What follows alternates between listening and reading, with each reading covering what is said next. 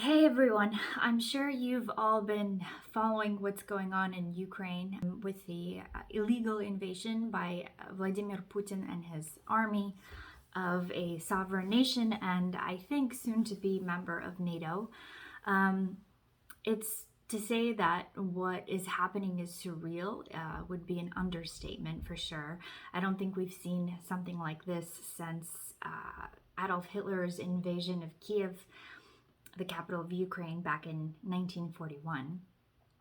Needless to say, I think it is incumbent upon the international community and all of us to try to do something to prevent it or to stop it as soon as possible and to minimize the amount of unnecessary bloodshed and pain and suffering that is inevitable.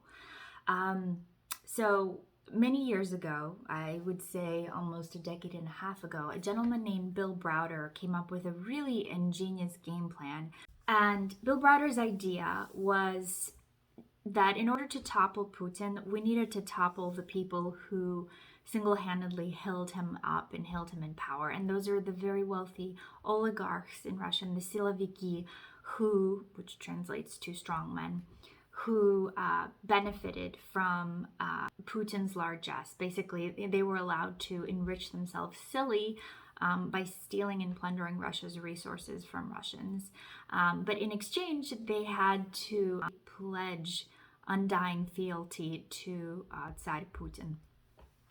Anyway, these individuals, instead of investing back in the Russian economy, they took their stolen, ill-gotten gains and moved them offshore, whether it was to buy multi-million-dollar homes in the most expensive parts of London, villas in Italy, huge penthouses in Paris, to single-handedly subsidize the haute couture industry of fashion designers, to buy football teams in England, mega super yachts, gifts for their many mistresses, escorts, etc.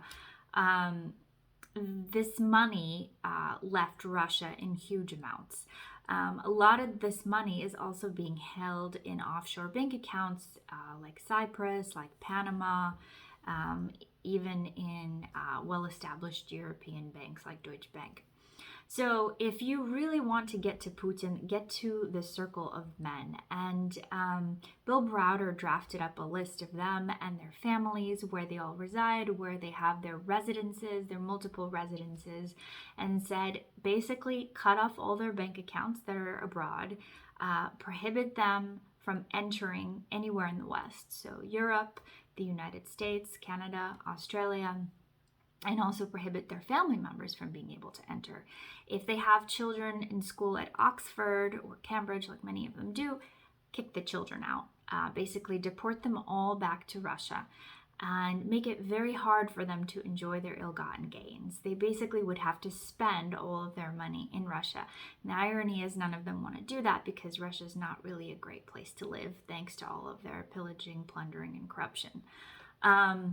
But Alexei Navalny, who is the foremost Russian dissident, he is currently imprisoned in one of Putin's so-called gulags. He talked about this for the longest time. He actually made a lot of great anti-corruption videos investigating the extent and breadth of corruption of Putin's inner circle and how they all benefit him.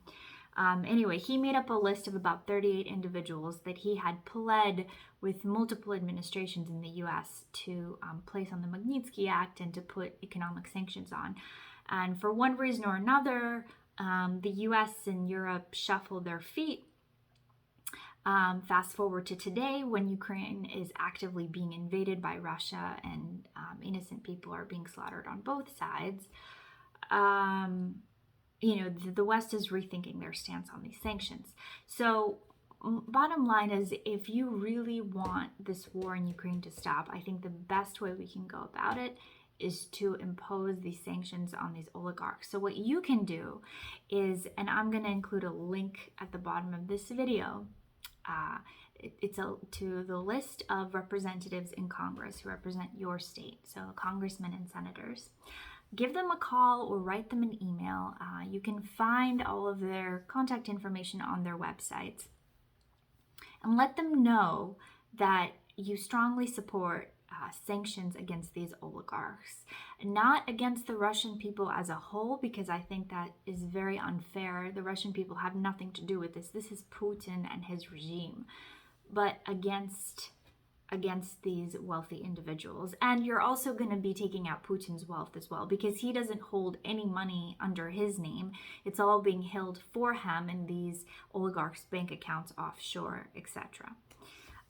So if you wouldn't mind doing that, that would be amazing. If you wouldn't mind spreading the word, that would be equally great. I'm also going to include a link of an interview with Bill Browder, who's the architect of the Magnitsky Act, where he explains in detail what this act is about and just how strong of a weapon it can be against the Putin regime. Thanks so much for tuning in, and talk to you later.